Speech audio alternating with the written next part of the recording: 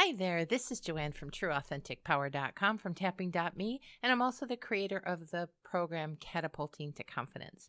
I heard a comment made by someone who was trying to clean up their energy, and they were referring to how much they sabotage themselves.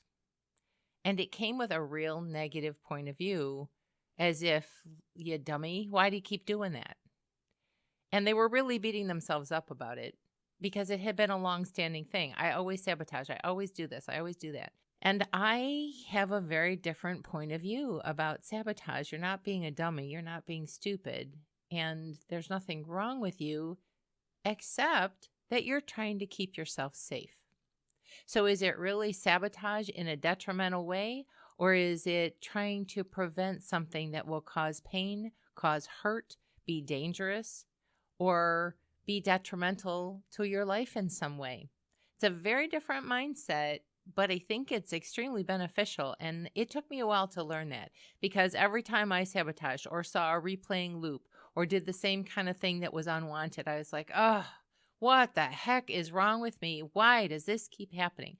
Not a bad question, but the anger or the fury or the frustration of going over that replay was driving me nuts.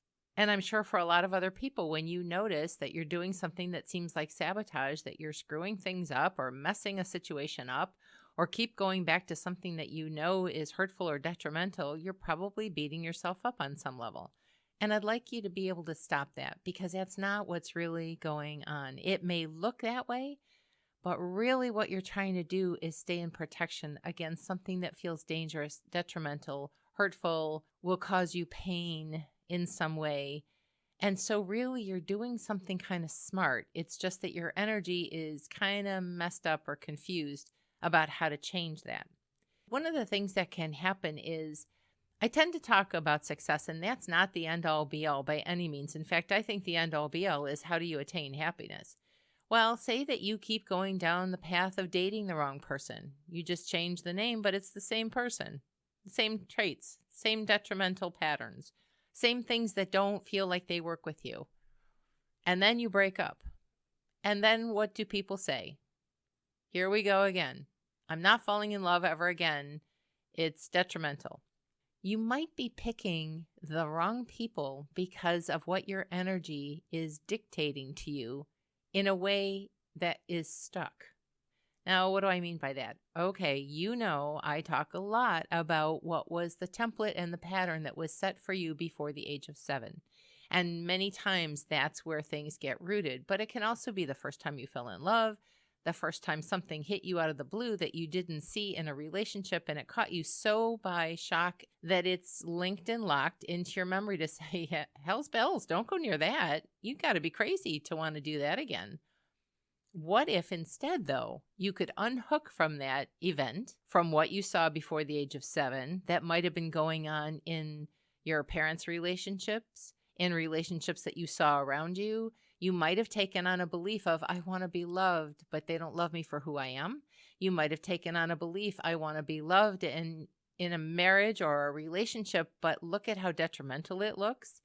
You may have seen some things that shocked you. You may have seen your parents go through a divorce. You may come from a broken home. You may have never seen a truly loving relationship that says, oh, that feels so good. You've heard it can be that way, but if you've never seen it and you don't have a view or a vision in your early years that shows you how to do it, how are you supposed to know how to do it? Just because you think, oh, I want to be loved and that'll be all great, that doesn't necessarily mean that's what's going to happen if your energy is speaking a different story. And that's where the conflict comes in. That's where the sabotage will say, are you crazy? Do you remember what you saw about relationships? Do you remember what you saw about love? Do you remember what you experienced about love? Don't go near that. Yet part of you really wants it. And this can apply to anything. I'm talking about love in this particular audio because money and love are the two biggest things that people go after or want in their life and ask questions about with regularity. So pick one. Pick a topic that you keep looping in that's not working. Love, money, success, happiness. Just pick something that's not working and think to yourself, okay, what did I learn about this in my earliest years? What did I experience about this that could have caused a detrimental shock that would tell me don't ever go near that again? What would you be believing about anything to do with that topic? What you saw, what you heard, what you learned. What blueprint did you see growing up? By the people who were closest to you, especially, because they're your mentors, they're your guiders, they're your trainers of what life does, how it looks, how it works. Pick a topic.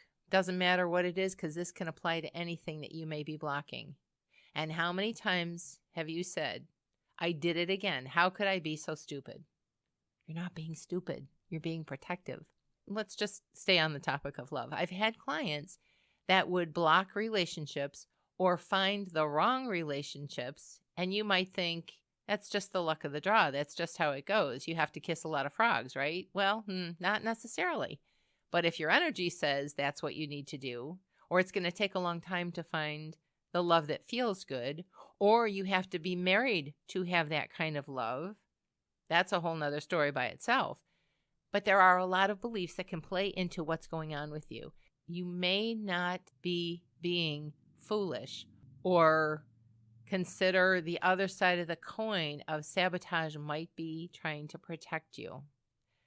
I do these kind of changing of beliefs or what would you have to believe questions because it makes me sad when I see people who are very loving people or really trying hard at something or really want something so badly.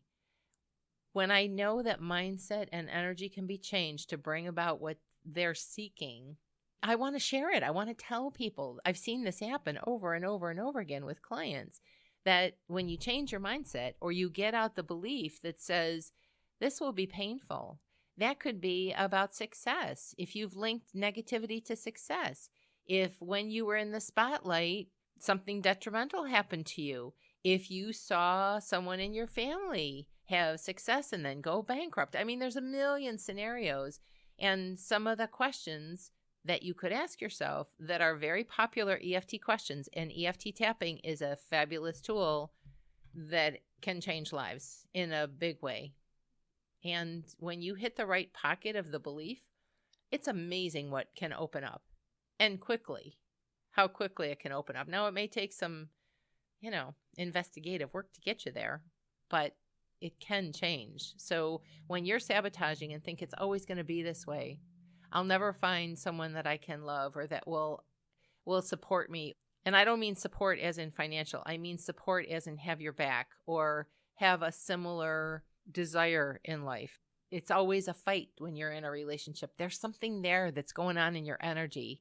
And you may pick the wrong people just so that it doesn't last, so that you don't get that outcome that your subconscious is already expecting. Does that make sense? If your subconscious has a record, energetic record of what went on, and it looks bad, love is attached to something bad, success is attached to something bad, or it will be too much work, or you'll have to give up your life, or you'll have to give up everything for them, whatever the beliefs are. If you've attached something detrimental, it can work against you, and in a big way, depending on how strongly you believe it, how much oomph you've got behind it, if it's replayed a number of times. People know that they're looping. I've done it again. This keeps happening. What the heck is going on? I remember before I understood energy and before I knew about tapping, I remember seeing myself in patterns in my early 20s saying, I've done this before. I can see what I'm doing, but how do you break the cycle? How do you stop it? And that's the part that I struggled with for a very long time in multiple ways because I never saw how do you fix it? How do you change it? I didn't hear about mindset. I didn't learn about energy. I didn't know about subconscious beliefs in the way of how you can change them. So it looked like, here I go again. I'm doing the same thing. And I know oodles of people who have done that same thing. Here I'm doing it again. I've replayed this before. And that's when the triggers start getting even faster and quicker because you know you've done this before. Like, what the heck? How do you break it? EFT tapping. That would be my suggestion. That's not the only way, but that's my expertise. I saw a lot of changes happen by using that technique. So that's not the end all be all, but you're listening to someone like me who that is my go-to skill. That is my go-to technique. That is what I've spent years learning and perfecting. And well, I don't know. Do you ever get perfect at something? But I learned a lot about it. Let's put it that way. This video is not about tapping. This video is about mindset and beliefs and sabotage versus is it really trying to help you? I don't look at sabotage as something, you dumbass, you did it again. I look at why would I need to keep doing this and keep it in place so that I don't get hurt, so that it doesn't harm me in some way, so that it's not dangerous to me in some way. And I will also tell you that if you have hit a pocket of real turmoil and hard times, for me, it was when a lot of people in my life got very ill. I couldn't handle anything else. I couldn't deal with anything else. And to try to fix a pattern or a problem when you're in the height of turmoil or grief or loss or something that's, an illness related and you're in huge fear, you've got to deal with that's going on at the time. My opinion. At least that's how it felt for me. I had to deal with those things first before I could go into any changing belief systems and patterns and of things that kept replaying. Does that make sense? I'm trying to say if you've got a pocket of turmoil or trauma, trying to push against that and make changes in your life, it might be possible, but I will tell you, I couldn't do it. And the more I tried to push forward and just blow past the traumas and the block of time where there was so much, I was over my head. To try to blow through that, I couldn't do it. Maybe you can, but that's a lot of painful, that's a big pain to go through. So if you have been stymied by something that has shocked you, and from that point in time you haven't been able to go forward, I would do some cleanup on some of that first before you try to change your mindset and a pattern that started way before that. Just some thought, just some suggestions. So have you ever beaten yourself up verbally or emotionally? Because here I am again. I've done this a million times. I'm sabotaging. Have you ever labeled yourself with negative energy and emotions that made you feel even worse by beating yourself up in that way? Have you done that? I know a lot of people have had that scenario happen, and I've done it too, until I learned, no, that's a protection. So how would it be smart for you to actually block what it is you want because you're believing something that would cause you pain? People are used to avoiding pain. That's their default. Let's not go where it hurts. So how are you protecting yourself? Switch the words. A lot of beliefs get linked because of perception and what was taught. So part of it is, how can I see this in a different way and then tap it out of my energy and tap in what I want? That's the beauty of EFT. You can pull out what's unwanted, but you can also put in what's wanted. What would you have to be believing? Are you really sabotaging, or are you in full-on protection? And that's a brilliant thing for you to do. I think when we're in protection, we're all about our brilliance. Why would I want to go near something that hurts me? That's kind of crazy, right? So maybe the first step for you, when you beat yourself up verbally or in your mind or with your frustration and anger, here I go again, I'm being really stupid. What if you're not being stupid at all? What if you're being brilliant to say, I'm not a crazy person. I'm not going near that pain again. Doesn't that soften it? I don't know. Maybe it doesn't for you. It did for me when I finally realized it wasn't about sabotage. It was about protection. I thought, well, that was a smart move. It may not be the best way to handle it. And that's the next stage that you want to work on. How can I change this around and handle this in a different way? But initially, when I started seeing it differently, when I started perceiving it in a different way, I really started patting myself on the back saying, well, isn't that smart? Okay, now how can we change this so that I can have what's wanted and it comes with pleasure and it comes with happiness and it comes with joy and it's safe? For me, a lot of things became about, I didn't feel safe, I didn't feel safe, I didn't feel safe, especially after a block of trauma. When your world gets really shaken up after a block of trauma, yowza, it's hard to feel safe because everything has been put into an uproar. And calming that down might be the first step that you need to do. So tell me, have you ever done this? Have you ever berated yourself and beaten yourself up for sabotaging when you can see now it was actually a nice way to protect yourself? And did you figure out how to change it? Or is this helpful for you? I hope it helps. That's my intent every time I do these audios, is to express and teach and share what I've learned that I wish I had known sooner, because it would have been an easier ride. It might not have been as long-standing. And when we learn, isn't it a good thing to share? I think that way. I hope you feel that way too. Subscribe if you like this kind of insight and energy into what you might be doing and why.